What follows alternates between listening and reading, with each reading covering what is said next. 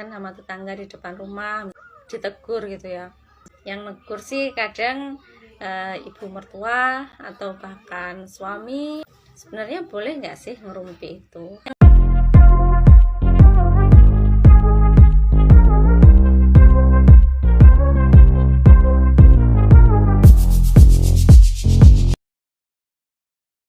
Assalamualaikum warahmatullahi wabarakatuh. Bismillahirrahmanirrahim.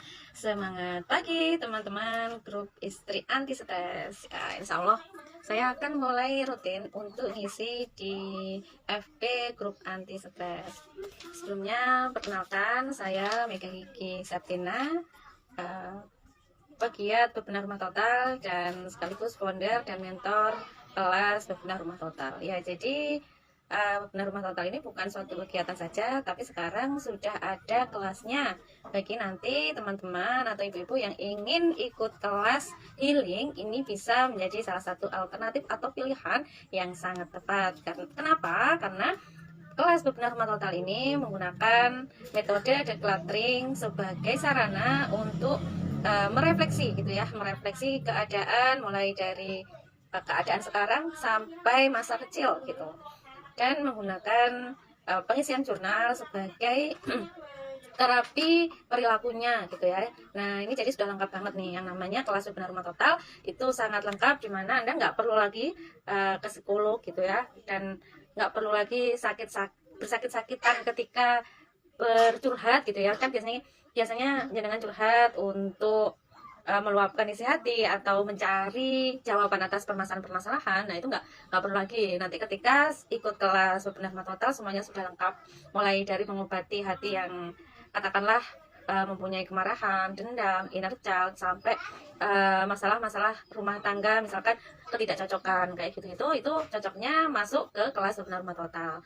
Nah, sudah samalah kalau jenengan seperti ikut ke psikiater ataupun ke konselor gitu. Jadi perwakilannya adalah diri sendiri atau barang-barang yang ada di dalam rumah. Itu akan sebagai menjadi refleksi gitu ya, menjadi refleksi diri yang pasti lebih efektif ya, karena langsung berhubungan dengan barang atau berkenaan dengan kejadian-kejadian diri sendiri gitu. Hari ini bahasan kita adalah salahkah ibu ngerumpi. Nah, ini sebenarnya bahasan yang sangat menarik sih bagi saya, karena banyak keluhan-keluhan dari ibu-ibu di luar sana yang mereka ini, Mbak, kok saya ngerumpi itu nggak, kayaknya masih negatif gitu, dilihat orang kok nonggo gitu ya. Kalau orang Jawa nonggo itu artinya main ke tetangga. Kemudian kalau berkumpul sama teman-teman, sama tetangga di depan rumah misalkan, biasanya itu kan ditegur gitu ya, wes dolan naik, kalau nggak gitu ngerumpi ae gitu ya. Yang negur sih kadang ibu mertua atau bahkan suami atau siapalah orang-orang yang terdekat kita. Sebenarnya boleh nggak sih ngerumpi itu ya? Jadi gini, ngerumpi itu sebenarnya bagian dari kebutuhan dalam hidup manusia. Nah, ngerumpi ini sama dengan ilmu berkomunikasi, sama dengan bersosialisasi gitu ya. Jadi kalau misalkan Anda ini bukan orang yang introvert atau katakanlah ekstrovert ya, ini adalah suatu energi gitu ya. Rumpi adalah suatu energi yang diperlukan untuk bersemangat menjalani hari itu gitu loh. Kalau misalkan nggak bertemu orang, dia itu akan merasa kayak bete gitu, karena kurangnya gitu ya, kurangnya unek-unek yang keluar gitu. Jadi kayak kurang seneng aja. Nah kemudian akhirnya ketika dilarang atau ditegur gitu ya, mungkin Anda langsung duh gimana sih gitu ya. Nah kalau untuk orang-orang yang introvert gimana? Sebenarnya orang-orang introvert itu juga perlu berkomunikasi, tapi berbeda caranya.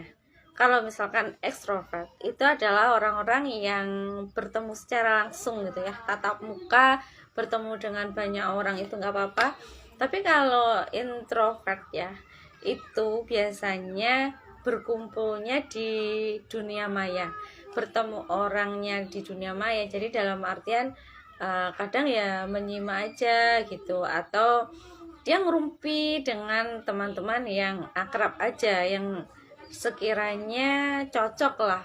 Kalau misalkan nggak cocok dengan dirinya, si introvert ini ya nggak akan ngobrol gitu ya, nggak akan cocok, merasa nggak nyaman lah, nggak nyaman ketika berkumpul, atau bahkan sekedar say hello katakanlah gitu ya di suatu grup misalkan, ya dia nggak akan melakukan itu karena merasa nggak nyaman dan membutuhkan effort yang luar biasa besar untuk bisa berkomunikasi dengan orang lain, apalagi orang yang tidak dikenal kayak gitu. Nah ini karena suatu kebutuhan gitu ya, katakanlah kita mengeluarkan unek-unek, kita bersosialisasi, itu ada orang-orang yang memang berkebutuhan untuk itu gitu ya. Itu salah atau enggak? Yang namanya kebutuhan itu enggak ada salahnya.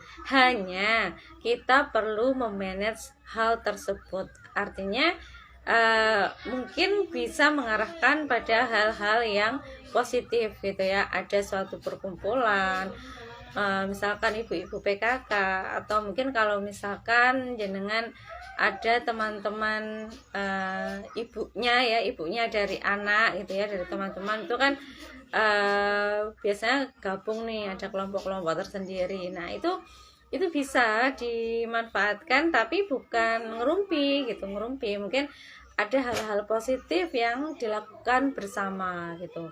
Ngerumpi itu yang bikin negatif sebenarnya apa sih? Yang bikin negatif itu kan kalau ngomongin orang lain gitu ya. Kalau kita ngomongin orang lain atau hibah, katakanlah hibah, itu yang baru nggak boleh. Nah sebisa mungkin kalau memang rumpi-rumpi yang Anda berpikir bahwa ini nggak boleh, ini buruk gitu ya, berarti mungkin bisa juga saatnya Anda cari teman yang sekiranya membawa ke arah yang positif dan berkegiatan lain gitu ya, berkegiatan lain. Tapi biasanya memang kegiatan yang bersifatnya positif atau kegiatan-kegiatan yang mungkin masak bareng, atau komunitas komunitas merajut, komunitas bikin kerajinan dari sampah misalkan. Itu kadang-kadang seminggu sekali gitu ya, ayo ya bikin kayak gitu ya. Nah tapi kalau memang Anda sangat ingin mengembangkan kegiatan ini yang awalnya hanya ngerumpi, kemudian menjadi suatu hal yang positif, ya dilakukan aja selama si anak sekolah gitu ya, atau katakanlah setiap hari gitu. Jadi cara mensiasati ngerumpi ini, karena memang ya kalau misalkan jenengan ini atau Anda orang desa atau hidup di desa lah ya, zaman dulu saya mau cerita ya, zaman dulu kala itu kakek saya, Mbah Kung gitu ya, Mbah Kung itu sangat-sangat anti ketika anaknya atau istrinya itu ngerumpi, nonggo, katakanlah main ke rumah tetangga depan rumah itu aja ya, itu nggak boleh.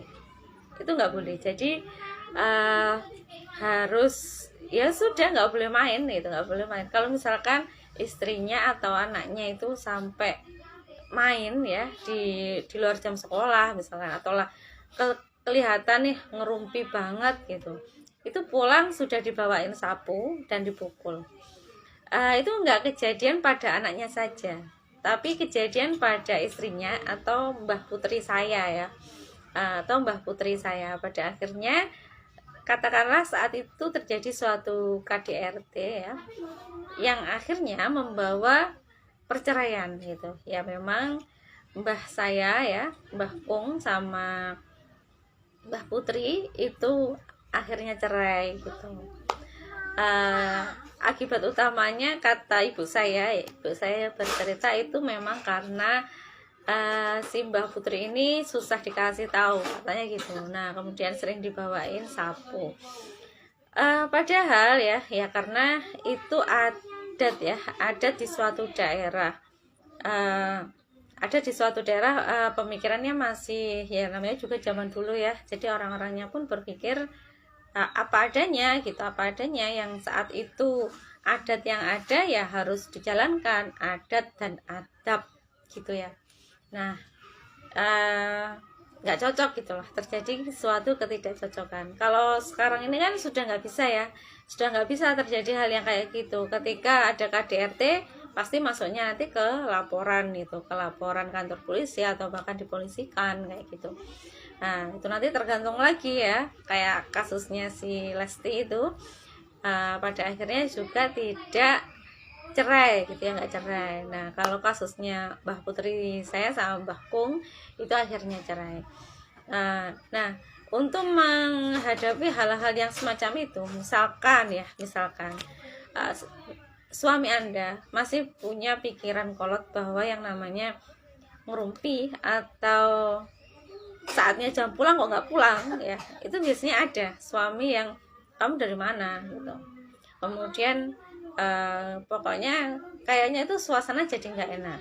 Kalau memang menghadapi suami yang seperti itu, ubahlah yang namanya ngerumpi tadi menjadi suatu kegiatan yang positif. Jadi di mana Anda tetap bisa bertemu, berkumpul dengan banyak orang tapi menghasilkan gitu loh.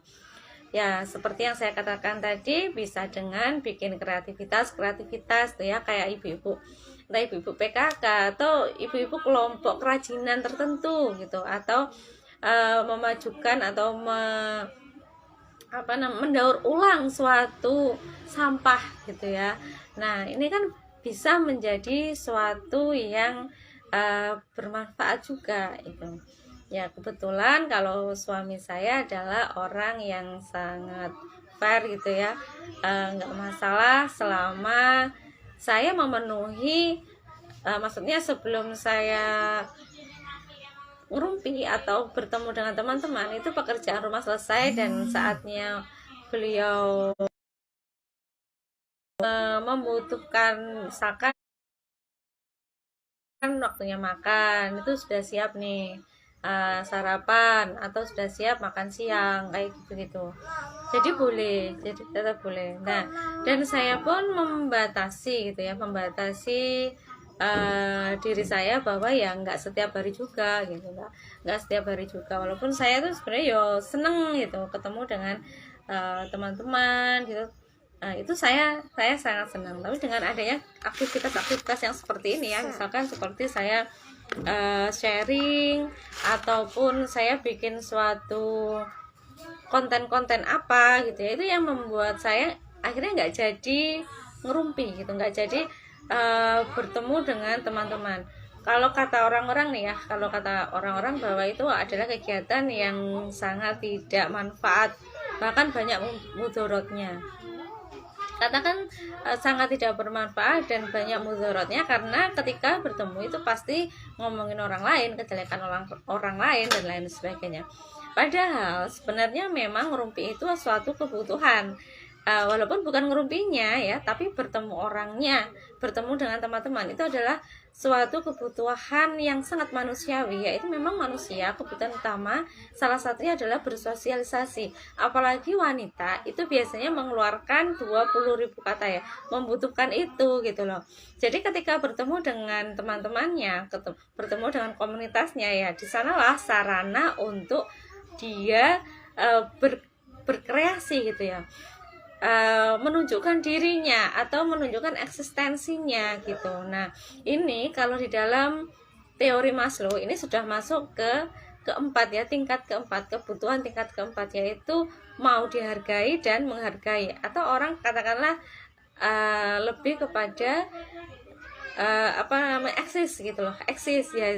Jadi ganti dari ngerumpi itu ya silahkan eksis ya, entah itu di media sosial atau Anda berkreativitas seperti yang saya jelaskan tadi gitu ya, entah berupa gambar, bikin Canva kayak gitu-gitu ya. Atau kalau komunitas tadi kan sudah bikin kerajinan tangan.